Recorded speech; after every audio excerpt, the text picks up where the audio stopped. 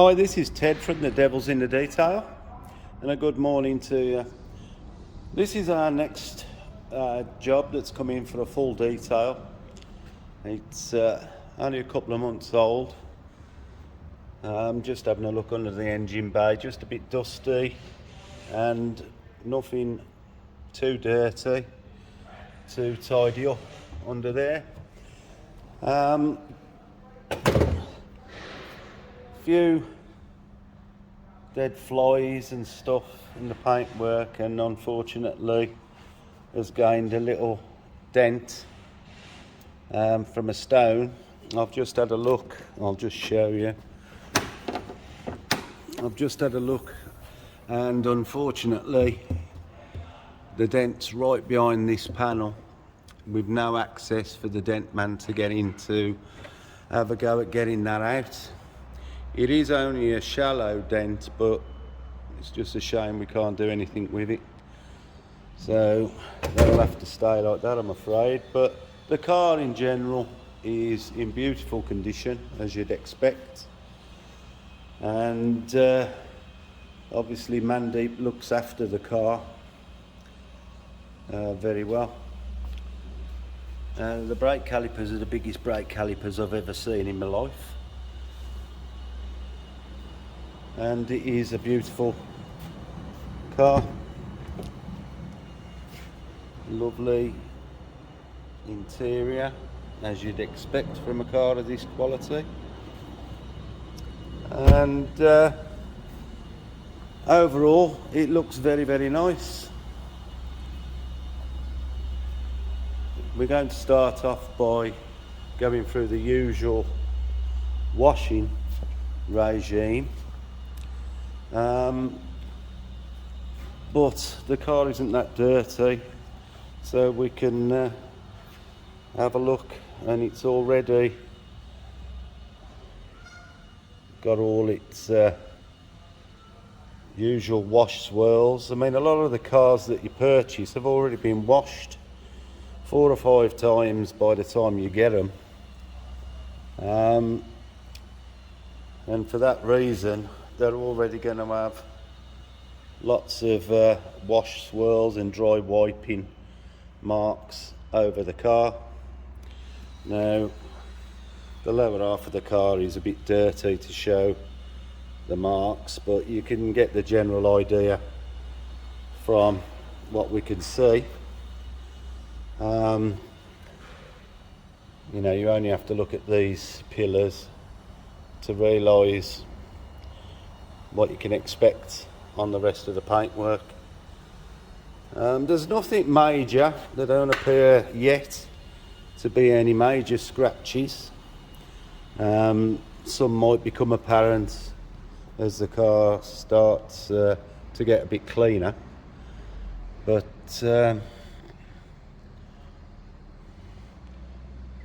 it is really just how I'd expect, you know, a car to come after it's purchased. A lot of people think they're getting the car in the best condition it's ever going to be in when they buy it. Unfortunately, you know, that isn't the case. You know, you can see, you know, that this is not at its best. There's a couple of marks in the wing there, about the biggest marks I've seen so far. But like I say, I'll go over it with a fine tough comb when the car's actually clean. But for now, just thought I'd show you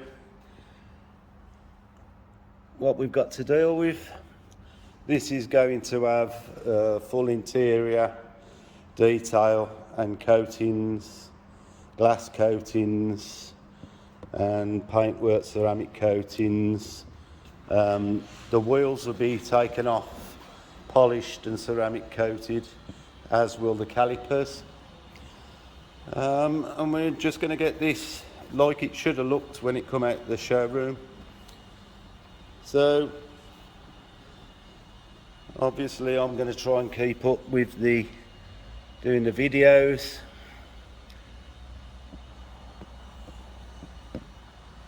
There's a few marks, you know, on these front wings where looks like people have leaned across looking in the engine bay. So anyway, that's the starter, and there'll be much more to come, I'm sure. I'm sure you've got used to the way I film by now. Not the best, but just going to try and show the work that we put in to make the cars look as special as they're supposed to be. But it is a beautiful looking car and it looks so aggressive.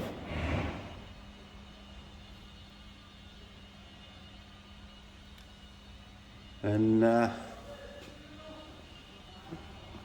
we'll make it look like it's worth the money it cost. These are over £100,000 by the time you've spec'd them.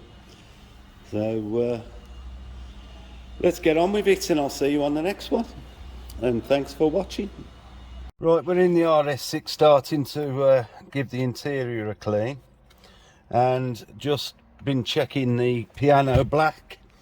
And hopefully you'll see just around the clock or the screen, we've got a lot of swirls from wiping and a couple of minor scratches. So I'm going to mask this screen off and we're going to give a very, very light polish to that piano black there. The rest of it looks okay, but we think we can make that look a bit better. So bear with me, and I'll get my kit ready and we'll carry on. Right, I've now masked off the aluminium trim, the screen. I've also just come over by a 1/16 of an inch so that the cleaning fluid doesn't go down into the side, the gap between the screen and the trim. And I'm just going to set up now with the nano polisher and some cleaner fluid. I'll be back in a second. Okay, I'm going to be using Swissvax cleaner fluid. It's a very, very fine polish, and just going to prime this pad. I'm going to use a very, very fine pad and just get a little bit of fluid on.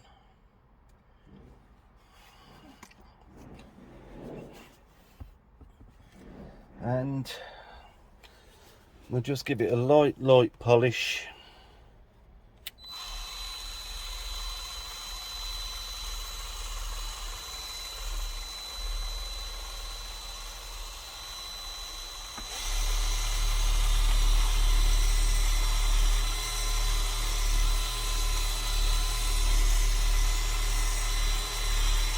You can see why we mask everything off, because the polish does tend to get into the parts you don't want it to.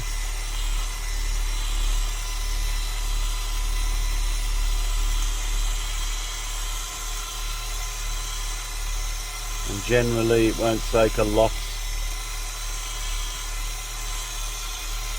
to remove those little marks.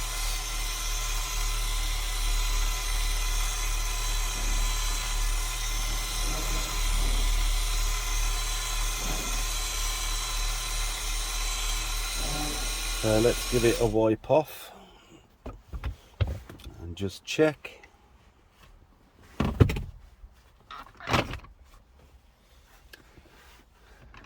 Just knock the camera over with my usual skill. Just wipe it off gently.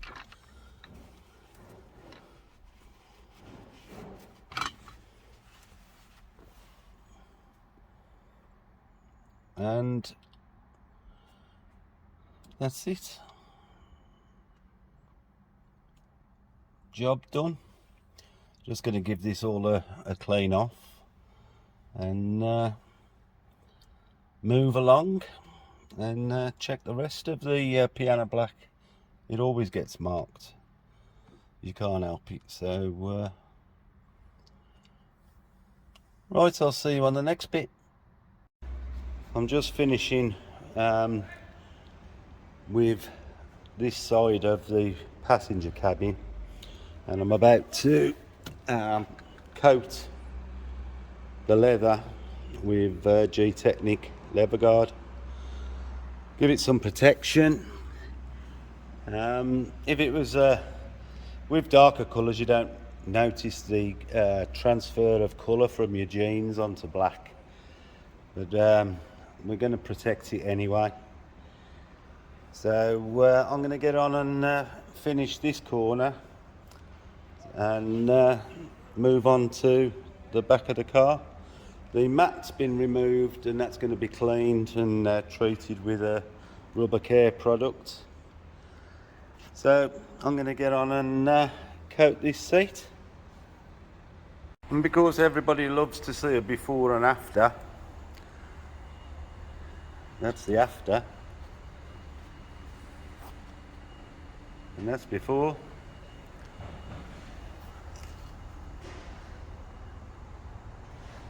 Thought they needed a bit more colour to them rather than that.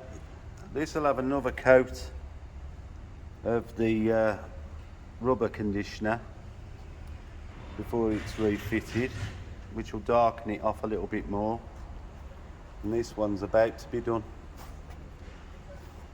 So I'll show you them when they're actually finished. See you in a bit. Hi, this is Ted. I'm just about to put the L1 leather guard from G-Technic onto this seat, and I thought I'd show. Basically, this will be a barrier. You know, it helps stop gene transfer, you know, for the denim blue, I think I explained before, but also if you spilled a coffee or something on the leather, this will protect it.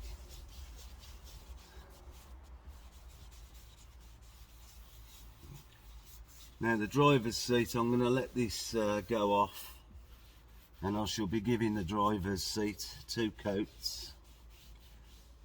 Obviously that's the seat that's used more, so we want to make sure that it's fully protected. The rear seats and the backs of the seats have been done. Obviously if you've got children and they rub their feet up the seats, we want to give it as much protection as we can, and it should be easier to wipe down and clean.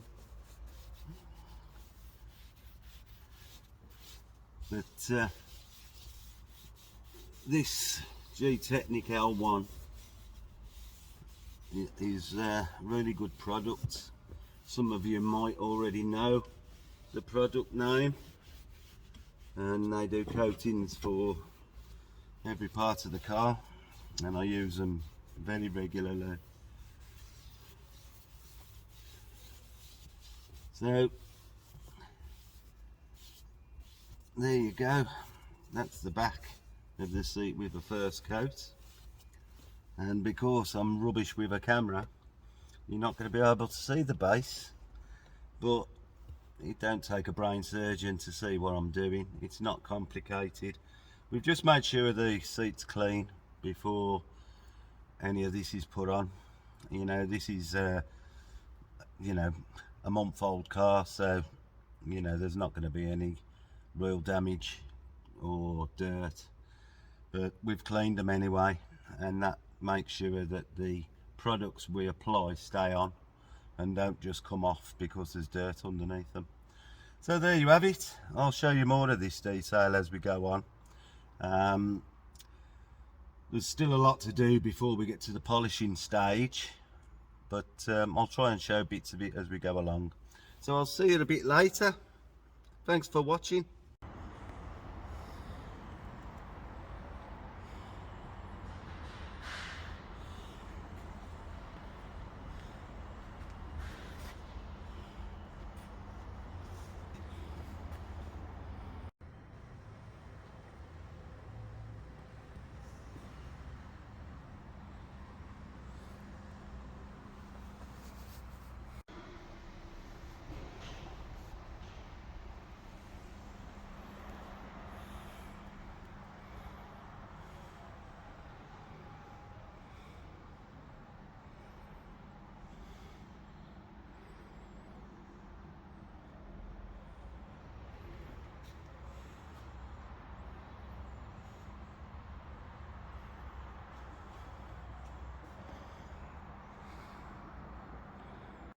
This is the driver's side mat. Now it's been revived and looks more pleasurable, and now we're about to start the cleaning process and the washing and decontamination of the paintwork of this beautiful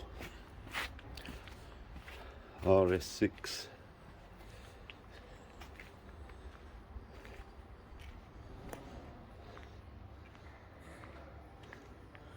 This is swirled all over, and really we're going to give this a 3-stage polish.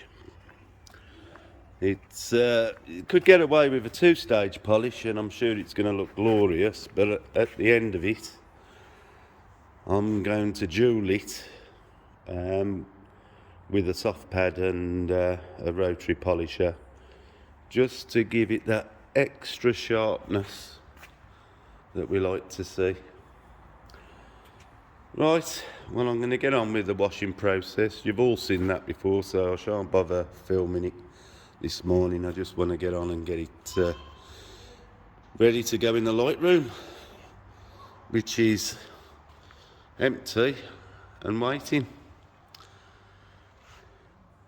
So I'll see you on the next one.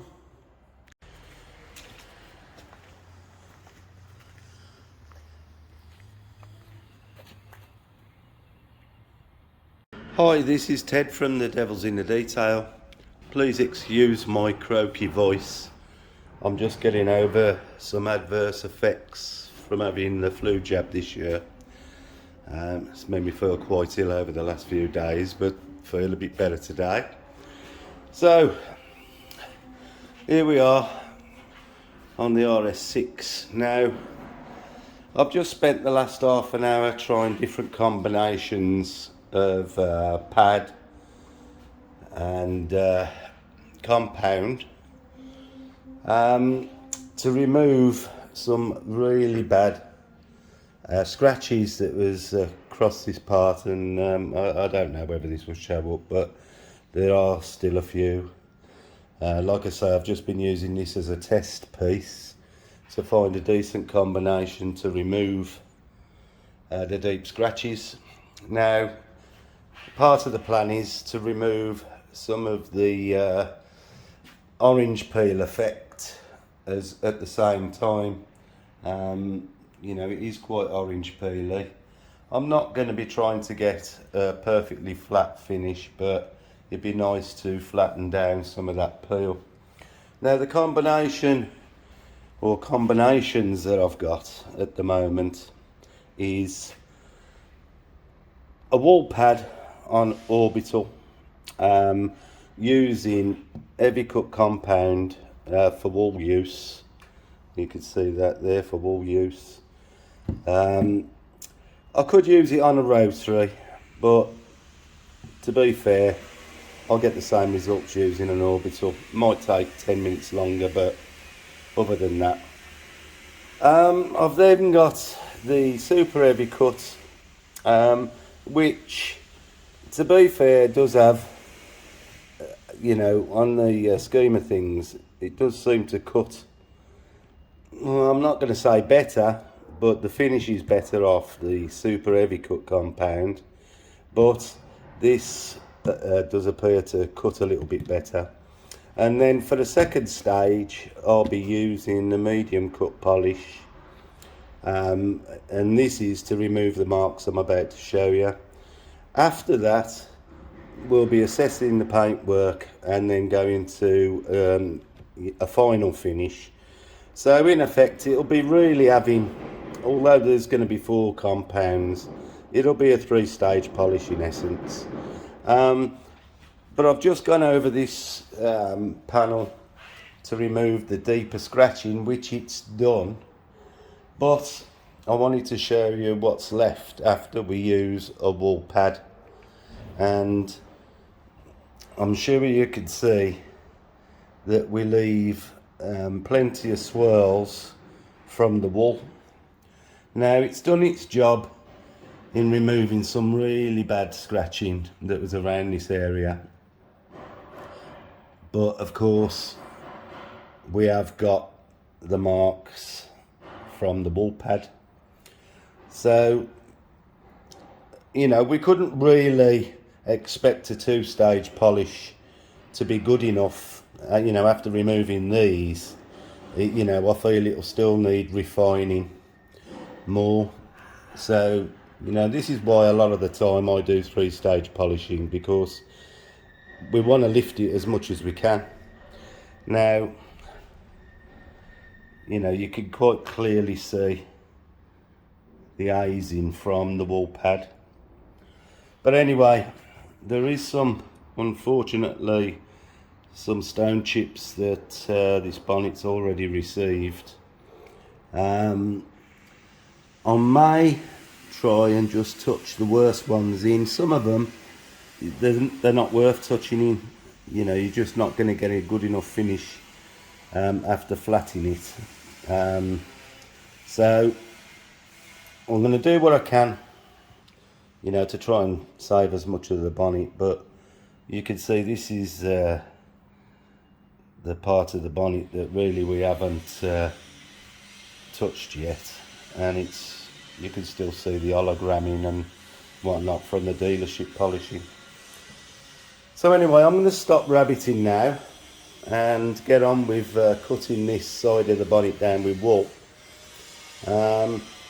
In fact, I think what I'll do, just for filming purposes, I'll now go over this with the second stage to remove some of this, I suppose we'd call it marring or light swirls from the wool pad, and then I'll show you the difference after we've done the second stage. So I'll do that now and I'll be back.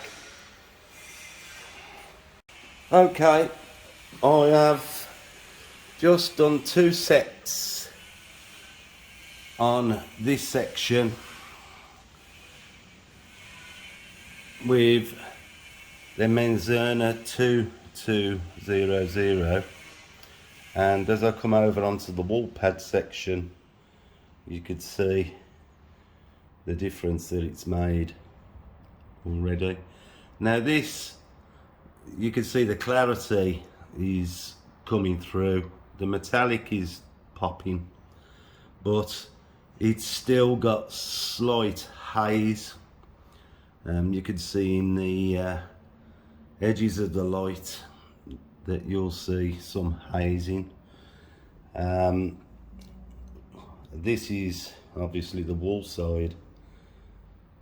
Now, like I say, that's had 2 sets using a cutting microfiber on an orbital with the medium cut polish. So,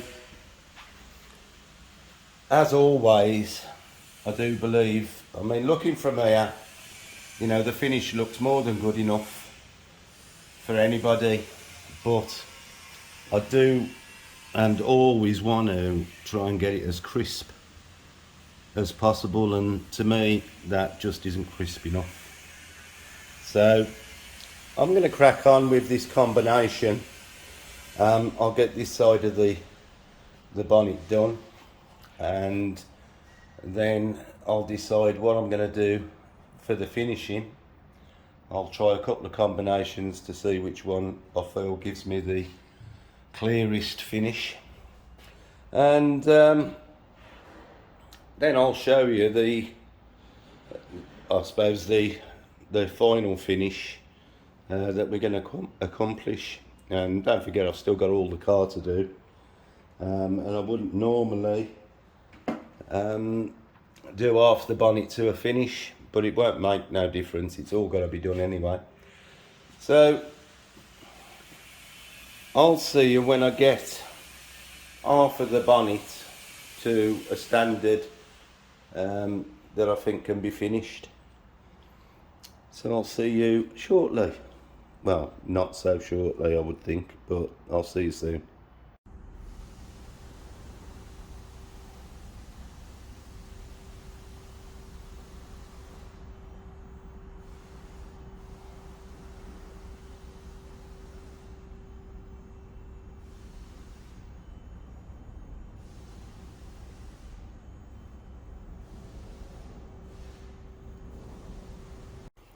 Let's see if I can film this so you can actually see the difference. I've done the centre part of the bonnet to a finish, so this will be the finished article.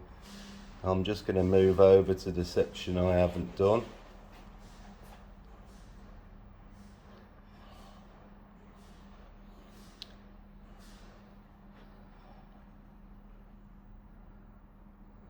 But also, if you could notice the difference in the orange peel, you can see through the reflection of the fluorescent light.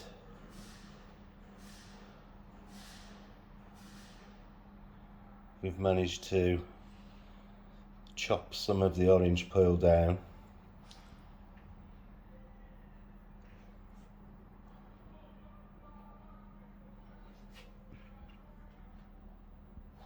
So this is what the finished article will look like all over the car, hopefully. I'm more than happy with that, and I'm sure the owner will be. Right, so I'm going to crack on. Lots to do. See you soon.